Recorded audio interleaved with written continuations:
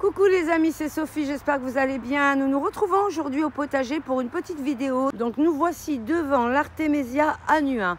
Artémisia annua qui fait partie de la famille des Astaracées et qui compte quelques variétés telles que l'absinthe, l'armoise et d'autres encore. Je vous explique ça tout de suite. Voici la liste des bienfaits de l'Artémisia annua.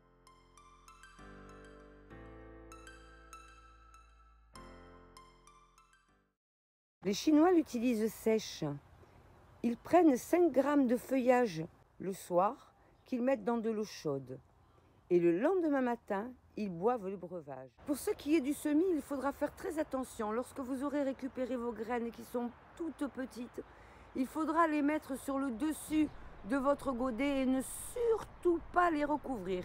Les graines d'Artémisia ont besoin de lumière pour germer. Dès que les plants atteindront 10 cm, vous pourrez les replanter. L'Artémisia annua est une plante désherbante. C'est pourquoi il ne faudra pas l'associer au potager et la planter loin de vos cultures. Au printemps, lorsque votre plant d'Artémisia aura bien commencé à grandir, il faudra le couper de 10 cm. Ainsi, votre plant sera plus touffu. Cette plante magnifique ne vit qu'une saison. C'est pourquoi il faudra faire très attention lors de la récupération des graines pour pouvoir replanter l'année suivante. Comme la plupart des plants, l'Artémisia se sème au printemps et se récolte au mois de septembre, voire octobre. Pour ce qui est de la hauteur, l'Artémisia peut monter jusqu'à 1,50 m, voire plus parfois si les conditions sont réunies. Elle se développe par ramures avec des branches très touffues. L'Artémisia a une bonne odeur. C'est en froissant ses feuilles que vous pourrez la sentir. Pour ce qui est de la plantation de l'Artémisia annua, il lui faudra un sol drainé, humifère et léger. Ainsi, votre plant se développera dans des conditions optimales. L'Artémisia annua craint la sécheresse, c'est pourquoi il faudra l'arroser modérément 2 fois par semaine par temps sec. Afin de récupérer les qualités gustatives mais aussi médicinales de cette plante, il ne faudra pas les récolter à n'importe quel moment. Il faudra attendre que les boutons floraux apparaissent, mais ne se développent pas, c'est-à-dire maintenant.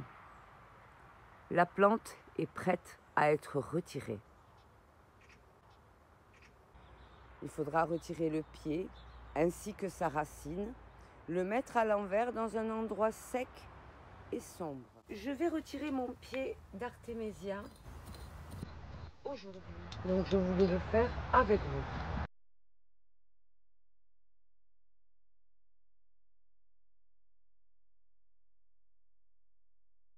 Le plan racinaire.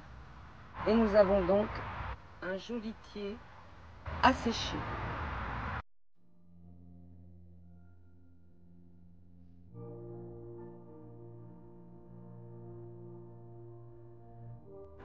Si cette petite vidéo vous a plu, vous pouvez vous abonner à notre chaîne YouTube Permaculture Simple. Vous pouvez aussi nous rejoindre sur notre groupe Facebook si vous rencontrez des difficultés au jardin. Vous aurez 24 heures pour poser vos questions et nos abonnés et moi-même nous ferons un plaisir de vous aider et de vous répondre. Gros bisous les amis, n'oubliez pas de liker et partager. Salut!